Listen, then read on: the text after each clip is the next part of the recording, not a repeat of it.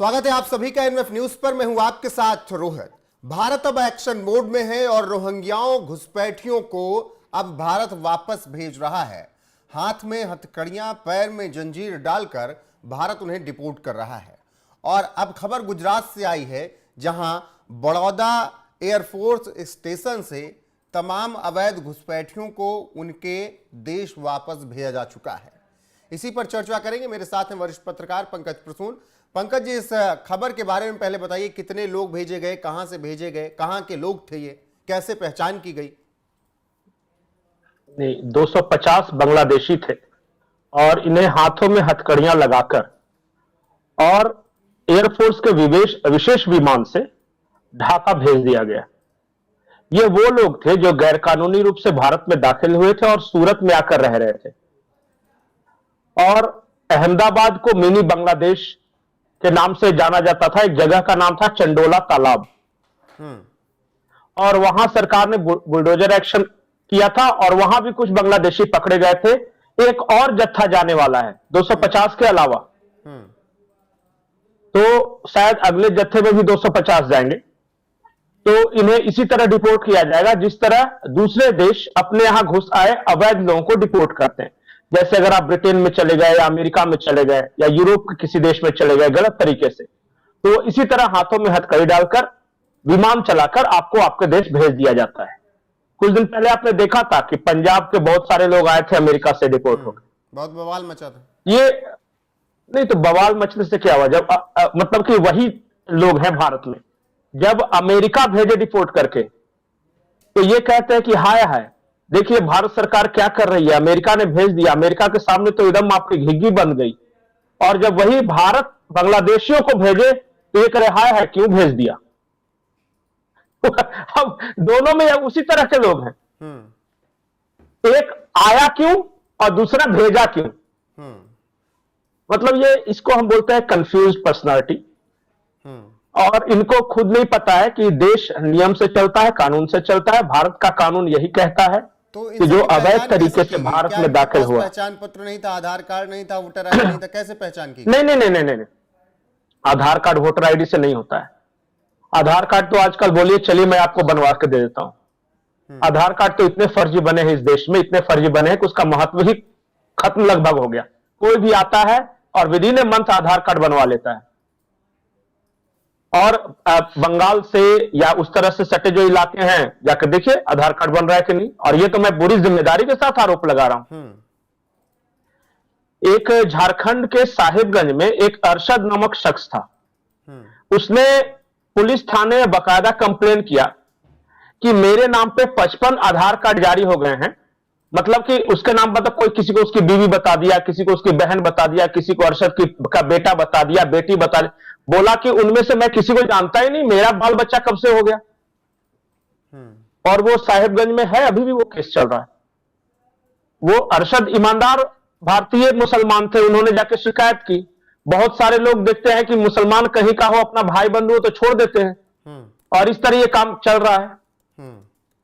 तो आधार कार्ड से नहीं, देखिए जब हर तरह से कंफर्म हो गया कि ये भारत के नहीं है, ये बांग्लादेश के ही है, तब सिलेक्ट किया गया है लोगों को और तब उन्हें वापस डिपोर्ट किया गया है। ऐसे लोगों को डिपोर्ट किया गया है कि आज बांग्लादेश भी कुछ नहीं कह पा रहा है कि ये हमारे हैं या नहीं है। तो चुपचाप उसे एक्सेप्ट करना ही होगा। और ये बांग्लादेश से गए थे और मैं आपको बता रहा हूं ये 250 से काम नहीं चलने वाला। इस देश में 2.5 करोड़ को डिपोर्ट करने की जरूरत है। आज गुजरात सरकार जो कर रही है, काश इस देश में हर राज्य की सरकार ये करना शुरू कर देना। अच्छा तब देखिए, जब मैं गुजरात चुनाव कवर करने में गया था अभी पिछला वाला, तो उस दौरान मैंने देखा कि सबसे पहले तो आप जब सोमनाथ की तरफ जाएंगे, जब आप द्वारका की तरफ जाएंगे तो पहली बात, हाँ, भेट द्वारका का पूरा रास्ता में है। बेट द्वारका की तरफ आप जाएंगे तो पहली बात तो गांव दूर दूर तक, बीच में जंगल पड़ने हैं, बीच में खाड़ियां पड़नी हैं। तो आप देखेंगे कि बीच बीच में लोगों ने झुग्गी झोपड़ियां बना रखी हैं। बेट द्वारका तो पूरा सागर तक कब्जा कर रखा है। जब वहां से उफान आता है, जब बहता है, तब ये पीछे आते हैं, नहीं तो वहां पर पूरा कब्जा कर रखा है। मछलियों के व्यापार में है, मांस के व्यापार में है, किस व्यापार में है। जब उन पर कार्रवाई हुई तो उस दौरान मैंने वहां के लोगों से बात भी की थी। उस दौरान भी कार्रवाई हो रही थी, चुनाव से कुछ वक्त पहले। तो लोगों ने कहा कि देखिए हम लोग तो बहुत सालों से रह रहे हैं, अब ये पहचान क्यों कर रहे हैं, पहले क्यों नहीं कर ली? नहीं, सालों से रहने से आप भारतीय नहीं ना हो गए। आप गलत तरीके से आए थे ना। अब कल को जाके कोई ये कह दे कि अब मैं चूंकि 5 साल से रह रहा हूं इसलिए मुझे सारी फैसिलिटी चाहिए, ऐसा कैसे? तब तो कोई भी घुस के 2-4-5 साल छुप के रह ले और फिर आ जाए, अपीयर हो जाए, प्रकट। ऐसे थोड़ी ना होता है। Once illegal always illegal.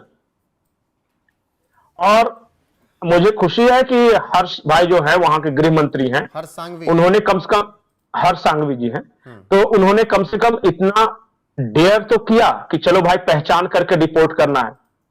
बहुत सारे तो ऐसे राज्य हैं जहां नंगी आंखों से दिख रहे हैं बांग्लादेशी, झारखंड में, लेकिन यहां की सरकार कहती है एक भी बांग्लादेशी है ही नहीं, जो है सब भारतीय है। और बोलिए तो मैं चल के दिखाता हूं, पहचान कराता हूं कि वो बांग्लादेशी घूम रहा है। मैं जो अपने ऊपर ले रहा हूं ये, लेकिन कोई कुछ नहीं करता यहां। और ज्यादा से ज्यादा ये कह देते हैं कि फिर बांग्लादेशी आए कैसे, झारखंड तक पहुंचे कैसे, क्योंकि ये तो होम मिनिस्ट्री का काम है बॉर्डर सेफ करना, और आ गए तब तो हम मानेंगे नहीं। जाके अमित शाह से पूछे, ये बात कर देते हैं। और झारखंड ही नहीं, बिहार का वो सीमांचल इलाका, किशनगंज, कटिहार, अररिया, पूर्णिया, दरभंगा तक, वो पूरा जो है, जाके देखिए ना, सहरसा वगैरह, वहां नहीं है क्या? बोल दे कि नहीं बांग्लादेशी हैं। और बंगाल का तो खैर कहना ही नहीं, उसके बारे में तो खबर ही नहीं करनी है, क्योंकि वहां भावना बेनहात हो जाती है बहुत सारे लोगों की। बिल्कुल, जितने बॉर्डर इलाके हैं मुर्शिदाबाद से लेकर मालदा, सालों में देख लिए किस तरीके से रोहिंग्या बस गए आपके सामने, जहां पर पूरी सरकार, हर किसी को पता है, चलती है, पूरी दुनिया जहां से मतलब कंट्रोल होती है, पूरी दुनिया के रिश्ते जहां से बनते हैं, वहां पर रोहिंग्या बैठे हैं आपके। बिल्कुल, और हर किसी को पता है। मैं तो अभी जाके आया था मुर्शिदाबाद हिंसा के समय, मालदा गया, कालिया चक गया, मुर्शिदाबाद गया, बांग्लादेश बॉर्डर तक गया, पूरा इलाका, पूरा लगता ही नहीं है कि वो बंगाल है जो हम बचपन में जाके देख के आए थे, क्योंकि मेरा बचपन बंगाल में बीता है। वही आसनसोल, निघा कोयलरी जो था, अब जाकर निघा कोयलरी में आज हिंदू बंगाल देखना आप चाह रहे होंगे। जहां मैं बचपन गुजारा था ना, वहां आज हिंदू बंगाली नहीं है, जाके देख लीजिए। तो जो चीज मैं अपनी आंखों से देख रहा हूं, कैसे झूठा बोल दूं मैं? अब नेताओं के बयान पे थोड़ी ना कोई दिल्ली में बैठ के बोल देगा कि अपने देश में कोई बांग्लादेशी नहीं है, तो मैं चुपचाप मान लूंगा। और मैं बता रहा हूं कि अगर हर राज्य ये ड्राइव चलाए कि मेरे यहां जो इलीगल, चाहे जो भी देश का हो, मैं बांग्लादेश की बात नहीं कर रहा हूं, बांग्लादेशी हो, रोहिंग्या हो, पाकिस्तानी हो, अफगानी हो, कोई भी है, जो इलीगल है उसे मुझे बाहर भेजना है ना, फिर देखिए कितने सारी संख्या में आते हैं। और मैं बोल रहा हूं कि बिल्कुल वेरीफाई करके भेजो, आप आश्वस्त हो जाओ तब भेजो। फिर भी कोई भी ऐसा राज्य नहीं है जहां 5-10 हजार नहीं निकलेंगे ये।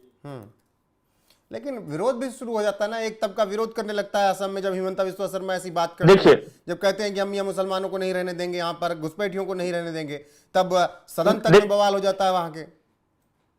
बोलने दे, देखिए कोई भी काम करेंगे ना तो इस देश में विरोध होगा। क्या इस देश में किसानों को 6,000 रुपया देने का विरोध नहीं है? क्या इस देश में 370 हटाने का विरोध नहीं हुआ? क्या इस देश में राम मंदिर बनाने का विरोध नहीं हुआ? क्या इस देश में समान नागरिक संहिता का विरोध नहीं हुआ? कौन सा ऐसा स्टेप है? क्या इस देश में मार्केट को जो खोला गया, इकोनॉमिक लिबरलाइजेशन, उसका विरोध नहीं हुआ? विरोध से कब तक डरेंगे? और विरोध का चक्कर में रहेंगे ना तो इस देश में कभी कोई काम नहीं करने देगा। हमारे यहां मैं आपको बता रहा हूं कि एक फैक्ट्री डलती नहीं है कि 4 लोग इसलिए विरोध करने आते हैं कि फैक्ट्री मालिक कुछ पैसे देगा, इसलिए भी विरोध करते हैं। 10 आदमी आएगा झंडा उठाकर, और कोई भी अच्छा काम हो रहा हो तो जान देंगे, जमीन नहीं देंगे। तो पता चला कुछ पैसे देता है, आंदोलन खत्म। तो इस देश में देखिए विरोध भी एक धंधा है, और प्रधानमंत्री कहते भी है कुछ लोग तो आंदोलन जीवी हैं ही, वो आंदोलनों पे ही जिंदा है। अच्छा, उनको इससे कोई मतलब नहीं कि किस बात के लिए आंदोलन कर रहे हैं। पंकज जी, उनको जिंदगी भर किसी न किसी बात के लिए आंदोलन करना है। जब हम घुसपैठियों की बात करते हैं, जब हम बात करते हैं अवैध घुसपैठियों रोहिंग्याओं पे, 250, 500, 2,500, 10,000 आपने चलिए निकाल दिए, लेकिन जब मैं सरकारी अगर आंकड़े पर ही बात करूं, अगर 2 करोड़ घुसपैठिए आपके सरकारी आंकड़े में है, तो उसमें से 10,000 अगर निकल भी गए पिछले साल में या 4 महीने में, तो उससे कुछ फर्क पड़ जाता है क्या? आप पहले शुरू तो करो। आपने एक भी निकाला ना तो देश पर एक बोझ तो कम हुआ ना। ये कहते कि 2 करोड़ है, हम कुछ कर ही नहीं सकते, और पता चला है 2.5 करोड़ कर लेंगे उसको अगले 10 सालों में। ये ज्यादा बढ़िया डिसीजन है। आप शुरू तो करो एक बार, आप 5 को सिलेक्ट करो, चलो 5 ही आपने पहचान की है पूरे राज्य में, उस 5 को तो भेजो, देखो वहां पे क्या असर होता है जहां भेजते हैं। बांग्लादेश में वो 5 जाकर 25 को बताएंगे कि मत जाना, उठा के फेंक देते हैं। और आज तो वो कहते हैं जाओ, भारत नहीं धर्मशाला है, खुला फर्रुखाबादी है, पैसे खिलाओ, अंदर घुसपैठ करो। बहुत सारे तस्कर आपको भारत में अंदर घुसाने के लिए तैयार बैठे। बांग्लादेशी ब्लॉगर है, उसने बकायदा लाइव ये दिखाया कि चलिए मैं आपको भारत में घुसकर दिखाता हूं, और फिर वो आया और भारत में आया भी और वापस गया भी। उसका वीडियो बकायदा यूट्यूब पे पड़ा हुआ है। और अगर कोई ये सरकार कह दे कि भारत में तो घुसपैठ होता ही नहीं है, तो क्या बोलेंगे, वो झूठा 1 मिनट नंबर का, और क्या यही तो बोलेंगे ना। यहां तो ममता आरोप लगा देंगी कि बीएसएफ घुसपैठ करवा रही है, कोई और कह देगा कि वो सरकार अरे भाई, रही है, एक दूसरे अरे भाई घुसपैठ हो रहा है ना, अरे घुसपैठ हो रहा है ना, कोई कराए, आप पहचान करके वापस भेजो, आप अच्छे हो ना। आप तो कुछ नहीं कर रहे हो, करवा तो बीएसएफ रही है, बीएसएफ की गलती है। आप बहुत बड़े देशभक्त हो, पहचान कर लो और वहीं से भेजना शुरू कर दो। जिस राज्य के, देखिए ये सब बहाने हैं और ये सब वोट बैंक पॉलिटिक्स है।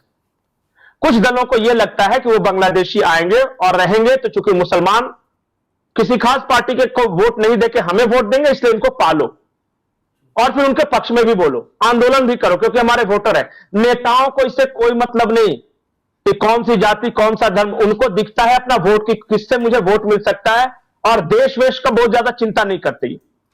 ठीक है। आज अगर बीजेपी को यह लगने लगे ना कि मुसलमान हमें वोट देते हैं, तो तुरंत पसमंदा नरेश सम्मेलन कराने लगेंगे पसमंदा का, बस सिर्फ एहसास भर हो जाए। बिल्कुल, इसलिए बाकी देश वेश कोई मायने नहीं रखता। यहां बांग्लादेशी सम्मेलन कराने वाले नेताओं को भी हमने देखा है।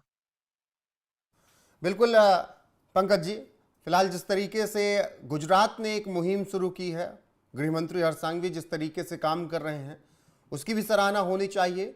2 करोड़ आपने जिस तरीके से कहा, अगर सरकारी आंकड़े में उसमें अगर एक भी निकाला गया तो ये बहुत बड़ी उपलब्धि, क्योंकि एक बोझ तो कम हुआ। बहरहाल खबर यही है कि 250 निकाले जा चुके हैं जिन्हें डिपोर्ट किया गया है बाकायदा वायुसेना के विमान से, और ये अहमदाबाद, सूरत, वडोदरा, राजकोट और ऐसे गुजरात के तमाम और शहरों से इन घुसपैठियों को पकड़कर इनकी पहचान करके इन्हें वापस भेज दिया गया। और ये कार्यक्रम आगे भी चलेगा, अभी आगे भी ऐसे डिपोर्ट किए जाएंगे। बाकी खबर जो होगी वो आप तक हमारी जिम्मेदारी है पहुंचाने की, तो बने रहिए हमारे साथ। देश और दुनिया की तमाम अपडेट आपको यहाँ पर मिलती रहेगी। नमस्कार।